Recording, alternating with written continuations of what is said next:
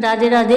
बृहस्पतिवार का दिन भगवान विष्णु को समर्पित है। कहते हैं कि जो व्यक्ति हर गुरुवार भगवान विष्णु की पूजा करता है और गुरुवार की कथा सुनता है, गुरु बृहस्पति की और भगवान विष्णु की कृपा से उनकी सभी परेशानियां दूर हो जाती हैं। गुरुवार का व्रत भगवान विष्णु को समर्पित माना जाता है।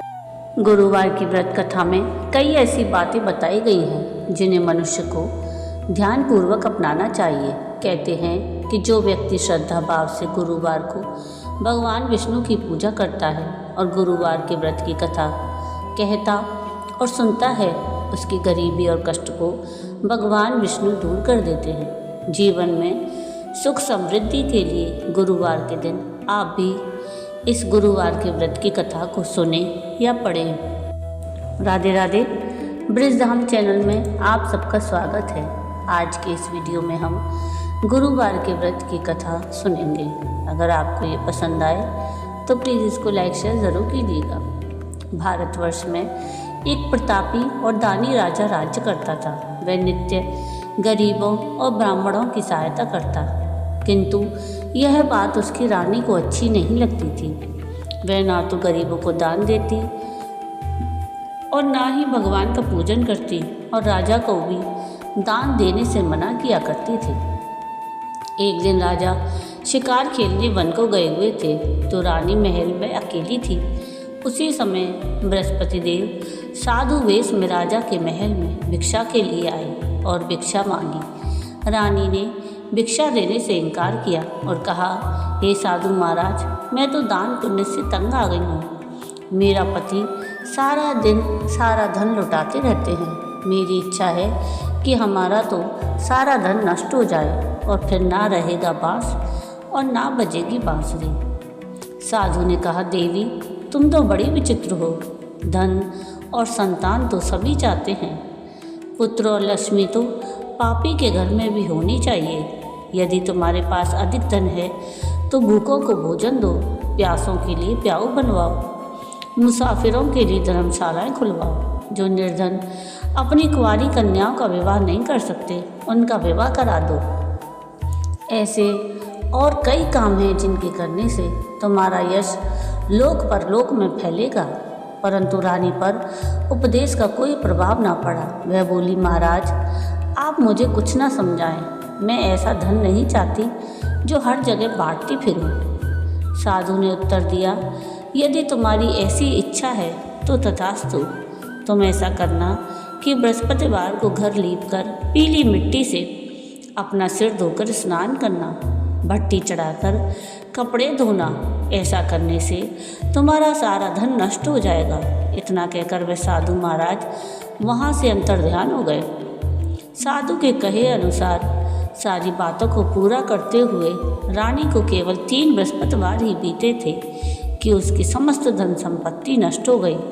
भोजन के लिए राजा का परिवार तरसने लगा। तब एक दिन राजा ने रानी से बोला कि हे रानी, तुम यहीं रहो, मैं दूसरे देश को जाता हूँ, क्योंकि यहाँ पर सब लोग मुझे जानते हैं, इसलिए मैं कोई छोटा कार्य नहीं कर सकता। ऐसा कहकर राजा परदेश चला गया। वहाँ वह जंगल से लकड़ी काट कर लाता और शहर में बेचता। इस तरह वह अपना जीवन व्यतीत करने लगा। इधर राजा के परदेश जाते ही रानी और सभी दासियां दुखी रहने लगीं। एक बार जब रानी और दासी को 7 दिन तक बिना भोजन के रहना पड़ा तो रानी ने अपनी दासी से कहा कि हे दासी, पास के नगर में मेरी बहन रहती है, वह बड़ी धनवान है। तू उसके पास जा और कुछ ले आ ताकि थोड़ी बहुत गुजर बसर हो जाए। दासी रानी की बहन के पास गई। उस दिन गुरुवार था और रानी की बहन उस समय बृहस्पतिवार व्रत की कथा सुन रही थी। दासी ने रानी की बहन को अपनी रानी का संदेश दिया, लेकिन रानी की बड़ी बहन ने कोई उत्तर नहीं दिया। जब दासी को रानी की बहन से कोई उत्तर नहीं मिला तो वह बहुत दुखी हुई और उसे क्रोध भी आया। दासी ने वापस आकर रानी को सारी बात बता दी। सुनकर रानी ने अपने भाग्य को कोसा। उधर रानी की बहन ने सोचा कि मेरी बहन की दासी आई थी, परंतु मैं उससे बोली नहीं, इससे वह बहुत दुखी हुई होगी। कथा सुनकर और पूजन समाप्त करके वह अपनी बहन के घर आई और कहने लगी, ए बहन, मैं बृहस्पतिवार का व्रत कर रही थी, तुम्हारी दासी मेरे घर आई थी, परंतु जब तक कथा होती है तब तक ना तो उठते हैं और ना ही बोलते हैं, इसलिए मैं नहीं बोली। कहो दासी क्यों गई थी? रानी बोली, बहन तुमसे क्या छुपाऊं, हमारे घर में तो खाने तक को अनाज नहीं है। ऐसा कहते कहते रानी की आंखें भर आईं। उसने दासी समेत पिछले 7 दिनों से भूखे रहने तक की बात अपनी बहन को विस्तार पूर्वक सुना दी। रानी की बहन बोली, देखो बहन, भगवान बृहस्पति देव सबकी मनोकामनाओं को पूर्ण करते हैं। देखो शायद तुम्हारे घर में अनाज रखा हो। पहले तो रानी को विश्वास नहीं हुआ, पर बहन के आग्रह करने पर उसने अपनी दासी को अंदर भेजा तो उसे सचमुच अनाज से भरा एक घड़ा मिल गया। यह देखकर दासी को बड़ी हैरानी हुई। दासी रानी से कहने लगी कि हे रानी, जब हमको भोजन नहीं मिलता तो हम व्रत ही तो करते हैं, इसलिए क्यों ना इनसे व्रत और कथा की विधि पूछ ली जाए ताकि हम भी व्रत कर सकें। तब रानी ने अपनी बहन से बृहस्पतिवार के व्रत के बारे में पूछा। उसकी बहन ने बताया कि बृहस्पतिवार के व्रत में चने की दाल और मुनक्का से विष्णु भगवान का केले की जड़ में पूजन करें और दीपक जलाएं, व्रत कथा सुने और पीला भोजन करें। इससे बृहस्पति देव प्रसन्न होते हैं। व्रत और पूजन की विधि बताकर रानी की बहन अपने घर को लौट गई। 7 दिन के बाद जब गुरुवार आया तो दासी और रानी ने व्रत रखा। गुड़साल में जाकर चना और गुड़ लेकर आई, फिर उससे केले की जड़ और भगवान विष्णु का पूजन किया। अब पीला भोजन कहाँ से आए, इस बात को लेकर दोनों बहुत दुखी थे। चूँकि उन्होंने व्रत रखा था इसलिए बृहस्पति देव उनसे प्रसन्न थे, इसलिए वे एक साधारण व्यक्ति का रूप धारण कर 2 थालों में सुंदर पीला भोजन दासी को दे गए। भोजन पाकर दासी प्रसन्न हुई और फिर रानी के साथ मिलकर भोजन ग्रहण किया। उसके बाद वे सभी गुरुवार को व्रत और पूजन करने लगी। बृहस्पति भगवान की कृपा से उनके पास फिर से धन संपत्ति आ गई, परंतु रानी फिर से पहले की तरह आलस्य करने लगी। तब दासी बोली, देखो रानी, तुम पहले भी इसी प्रकार आलस करती थी, तुम्हें धन रखने में कष्ट होता था, इस कारण सभी धन नष्ट हो गया, और अब जब भगवान बृहस्पति की कृपा से धन मिला है तो तुम्हें फिर से आलस होता है। रानी को समझाते हुए दासी कहती है कि बड़ी मुसीबतों के बाद हमने यह धन पाया है, इसलिए हमें दान पुण्य करना चाहिए, भूखे मनुष्यों को भोजन कराना चाहिए और धन को शुभ कार्यों में खर्च करना चाहिए, जिससे तुम्हारे कुल का यश बढ़ेगा, स्वर्ग की प्राप्ति होगी और पितृ प्रसन्न होंगे। दासी की बात मानकर रानी अपना धन शुभ कार्यों में खर्च करने लगी, जिससे पूरे नगर में उसका यश फैलने लगा। बृहस्पतिवार के व्रत के बाद श्रद्धा के साथ आरती अवश्य करनी चाहिए। एक दिन राजा दुखी होकर जंगल में एक पेड़ के नीचे आसन जमाकर बैठ गया। वह अपनी दशा को याद करके व्याकुल होने लगा। बृहस्पतिवार का दिन था। एकाएक उसने देखा कि निर्जन वन में एक साधु प्रकट हुए। वे साधु वेश में स्वयं बृहस्पति देवता थे। लकड़हारे के सामने आकर बोले, हे लकड़हारे, इस सुनसान जंगल में तू चिंता मग्न क्यों बैठा है? लकड़हारे ने दोनों हाथ जोड़कर प्रणाम किया और उत्तर दिया, महात्मा जी, आप सब कुछ जानते हैं, मैं क्या कहूँ। यह कहकर वह रोने लगा और साधु को अपनी आत्मकथा सुनाई। महात्मा जी ने कहा कि तुम्हारी स्त्री ने बृहस्पतिवार के दिन भगवान बृहस्पति का अनादर किया, जिसके कारण रुष्ट होकर उन्होंने तुम्हारी यह दशा कर दी। अब तुम चिंता को दूर करके मेरे कहने पर चलो तो तुम्हारे सभी कष्ट दूर हो जाएंगे और भगवान पहले से भी अधिक धन संपत्ति देंगे। तुम बृहस्पतिवार के दिन कथा किया करो। 2 पैसे के चने मुनक्का लाकर उनका प्रसाद बनाओ और शुद्ध जल से लोटे में शक्कर मिलाकर अमृत तैयार करो। कथा के पश्चात अपने सारे परिवार और सुनने वाले प्रेमियों में अमृत और प्रसाद बांटकर आप भी ग्रहण करो। ऐसा करने से भगवान तुम्हारी सभी मनोकामनाएं पूरी करेंगे। साधु के ऐसे वचन सुनकर लकड़हारा बोला, हे प्रभु, मुझे लकड़ी बेचकर इतना पैसा नहीं मिलता जिससे भोजन के उपरांत कुछ बचा सकूं। मैंने रात्रि में अपनी स्त्री को व्याकुल देखा है। मेरे पास कुछ भी नहीं जिससे मैं उसकी खबर मंगा सकूं। साधु ने कहा, हे लकड़हारे, तुम किसी बात की चिंता मत करो। बृहस्पतिवार के दिन तुम रोजाना की तरह लकड़ियाँ लेकर शहर को जाओ। तुमको रोज से दुगना धन प्राप्त होगा जिससे तुम भली भांति भोजन कर लोगे और बृहस्पतिवार की पूजा का सामान भी आ जाएगा। इतना सब कहकर साधु अंतर्ध्यान हो गए। धीरे धीरे समय व्यतीत होने पर फिर वही बृहस्पतिवार का दिन आया। लकड़हारा जंगल से लकड़ी काट कर किसी शहर में बेचने गया। उसे उस दिन और दिन से अधिक पैसा मिला। राजा ने चना गुड़ आदि लाकर गुरुवार का व्रत किया। उस दिन से उसके सभी क्लेश दूर हुए। परंतु जब दोबारा गुरुवार का दिन आया तो वह बृहस्पतिवार का व्रत करना भूल गया। इस कारण बृहस्पति भगवान नाराज हो गए। उस दिन उस नगर के राजा ने विशाल यज्ञ का आयोजन किया तथा शहर में यह घोषणा करा दी कि कोई भी मनुष्य अपने घर में भोजन न बनाए, न आग जलाए। समस्त जनता मेरे यहाँ भोजन करने आए। इस आज्ञा को जो नहीं मानेगा उसे फांसी की सजा दी जाएगी। इस तरह की घोषणा संपूर्ण नगर में करवा दी गई। राजा की आज्ञा अनुसार शहर के सभी लोग भोजन करने गए, लेकिन लकड़हारा कुछ देर से पहुंचा, इसलिए राजा उसको अपने साथ घर ले वाले गए और ले जाकर भोजन करा ही रहे थे तो रानी की दृष्टि उस खूंटी पर पड़ी जिस पर उसका हार लटका हुआ था।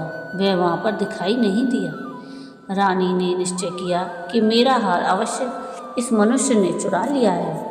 उसी समय सिपाहियों को बुलाकर उसको कारागार में डलवा दिया।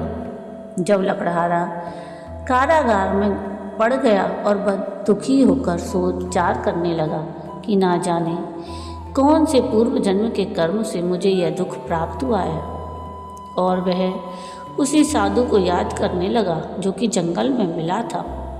उसी समय तत्काल बृहस्पति देव साधु के रूप में प्रकट हुए और उसकी दशा को देखकर कहने लगे, अरे मूर्ख, तूने बृहस्पति देव की कथा नहीं की, इस कारण तुझे दुख प्राप्त हुआ है। अब चिंता मत कर।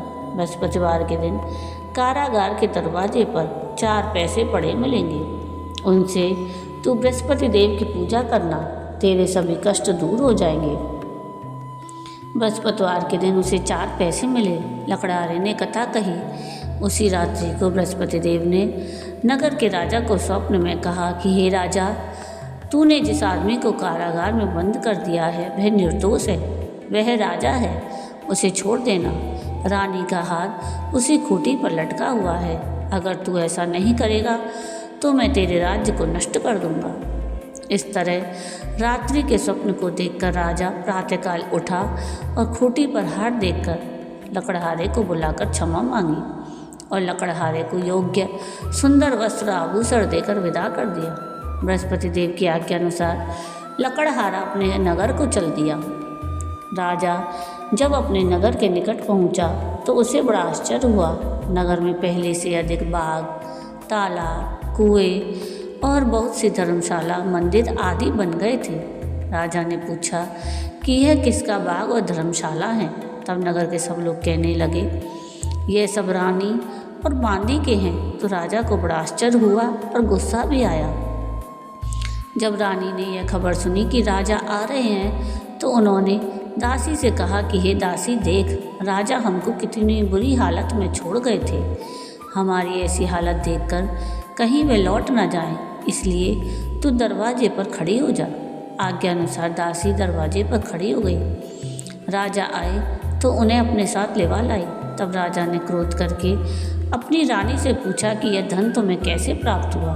तब उसने कहा कि हमें यह सारा धन बृहस्पति देव के इस व्रत के प्रभाव से प्राप्त हुआ है। राजा ने निश्चय किया कि 7 रोज बाद वो सभी बृहस्पति देव का पूजन करेंगे, परंतु मैं प्रतिदिन दिन में 3 बार कहानी और रोज व्रत किया करूँगा। अब हर समय राजा के दुपट्टे में चने की दाल बंधी रहती और दिन में 3 बार कहानी कहता। एक रोज़ राजा ने विचार किया कि चलो अपनी बहन के यहाँ हो आए। इस तरह निश्चय कर राजा घोड़े पर सवार हो अपनी बहन के यहाँ चलने लगा। मार्ग में उसने देखा कि कुछ आदमी एक मुर्दे को लेकर जा रहे हैं, तो उन्हें रुककर राजा कहने लगा, अरे भाइयों, मेरी बृहस्पति देव की कथा सुन लो। वे बोले, लो, हमारा तो आदमी मर गया है, इसको अपनी कथा की पड़ी है।